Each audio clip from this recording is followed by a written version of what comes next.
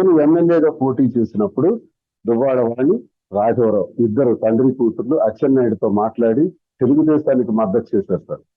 దువ్వాడ శ్రీనివాసన్ అంటే భర్తని అల్లుడిని ఓడించాలని మరి అచ్చెన్నాయుడికి చేశారు. ఇక్కడ ఎవరికి అడిగినా మీకు టెక్కల్లో చెప్తారు ఈ మాట. ఆల్రెడీ మీకు రిపోర్ట్స్ ఉంటాయి.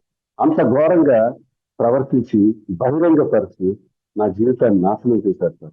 ఈ కారణాల వల్ల బయటికి చెప్పుకోలేనివి, చెప్పకూడనివి, మధ్యలో పిల్లల్ని కూడా వాళ్ళ మనసులు మార్చేసి నా మీద దాడి చేసే విధంగా, నన్ను అడిగే విధంగా, నన్ను ప్రశ్నించే విధంగా నా పిల్లలు ఆణిముచ్చారు సార్. బంగారం ఇద్దరు తల్లుల్ని కూడా బ్రహ్మాండంగా చిన్నప్పటి నుంచి వాళ్ళ గుండెల మీద పెట్టి పోషించి పెంచాను సార్. ఉన్నతంగా చదివించాలి, ఒక ఉన్నత స్థాయి వాళ్ళని డాక్టర్స్ చేశాను సార్. పెద్ద కూతుర్ని కూడా ఘనంగా వివాహం చేశాను సార్.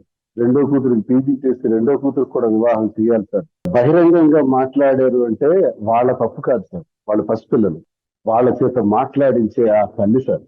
దువ్వాడ వాణియే వాళ్ళని పావులుగా, దువ్వాడ వాణికి చాలా దుర్మార్గమైన ఆలోచనలు ఎలా ఉంటాయంటే ఎవరినైనా పావుగా వాడుకుంటారు సార్. దువ్వల మాధురి అని ఒక అమ్మాయి సార్.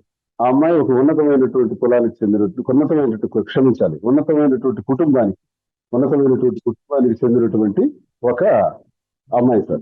కన్నవారు కానీ అత్తవారు కానీ హాయిగా ఆమె భరతనాట్యంలో ప్రావీణ్యం ఉంది. అలాగే ఆమె జీవితం లీడ్ చేసుకుంటుంటే ఒకరోజు దువ్వాడ వాణి నాకు ఒక మాట చెప్పారు.